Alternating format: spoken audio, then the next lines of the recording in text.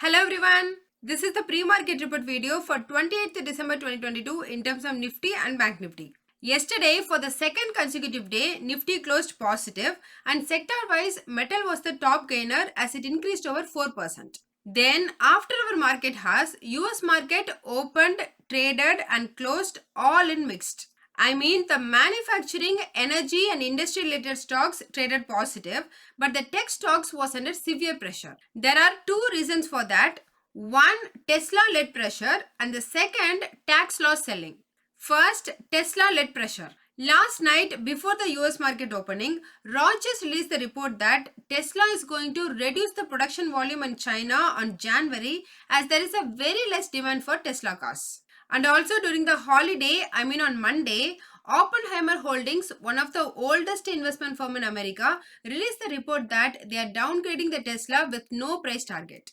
And they believe that there is a long-term increasing negative sentiment on Tesla due to the Twitter issue. These two reports made the Tesla stock to drop over 11% in one single day last night. Tesla is one of the index heavyweight stock in both S&P 500 and Nasdaq. As a knock-on effect, it did push down all the EV stocks and the growth stocks. Then the second, tax loss selling, that doesn't help either. I know most of us know this, but I'm telling for those who don't know, unlike India, in US, the calendar year is same as financial year. In India, the financial year is April to March, whereas in US, it's January to December.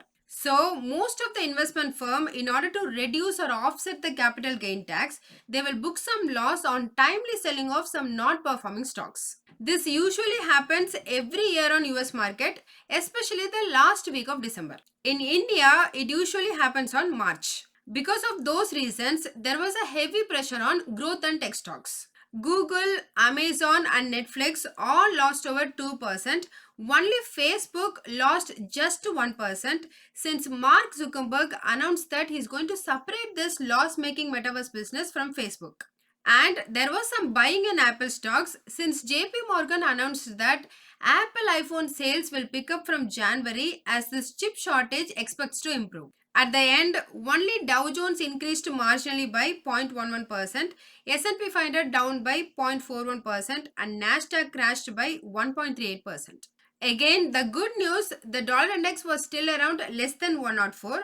However, the bad news is 10-year Treasury bond yield and US VIX. Because of this tech stock weakness, 10-year Treasury bond yield increased over 2.5% and US VIX increased nearly 4%. Then regarding oil, it was still traded or marginally higher compared to that of last Friday.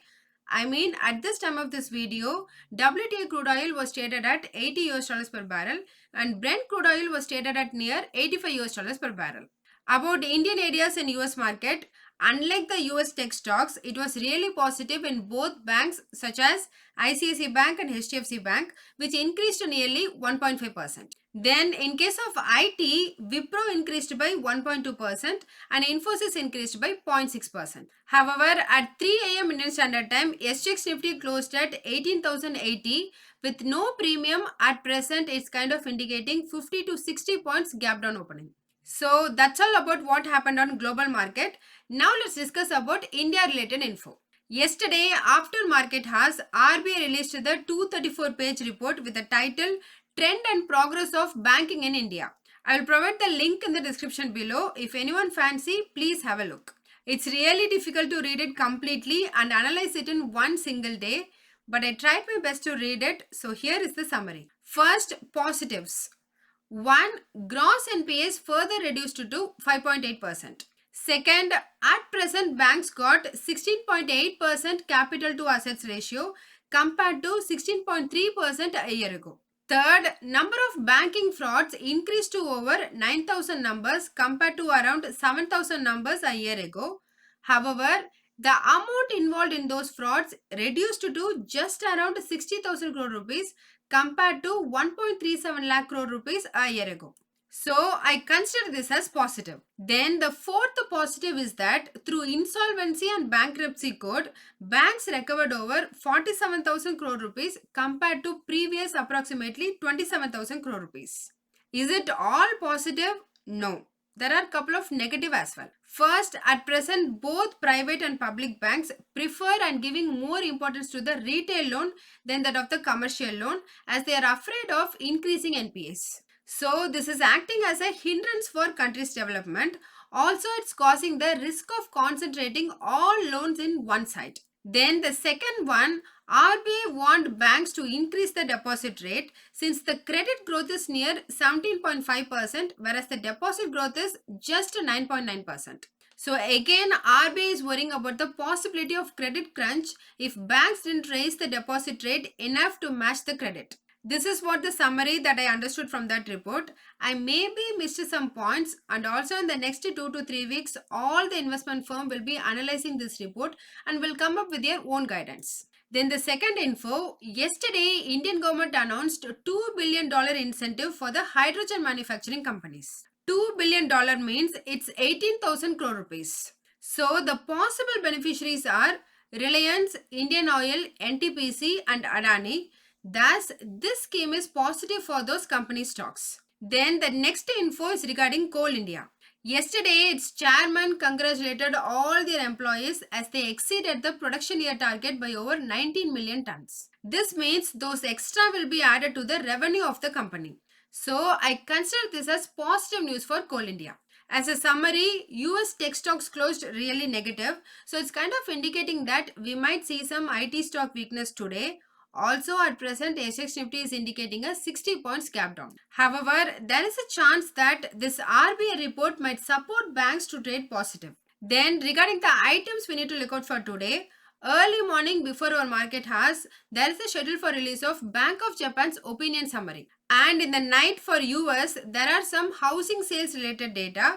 Importantly, monthly average bank's 30-year mortgage rate. So these are the items we need to keep an eye out today for the impact. Now coming to technical, on the daily chart, Nifty forms a bullish hammer candle and Bank Nifty forms a cross doji candle. Generally, Nifty's hanging man, or otherwise we can call it as a bullish hammer candle, which is again a bullish continuation candle.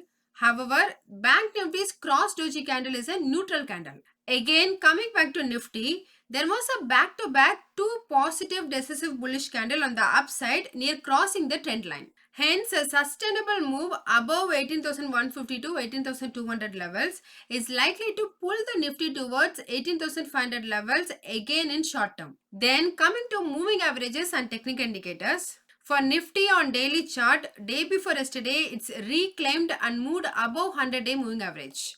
And yesterday, it moved above 5-day moving average. So as a summary, it improves from sell to neutral signal.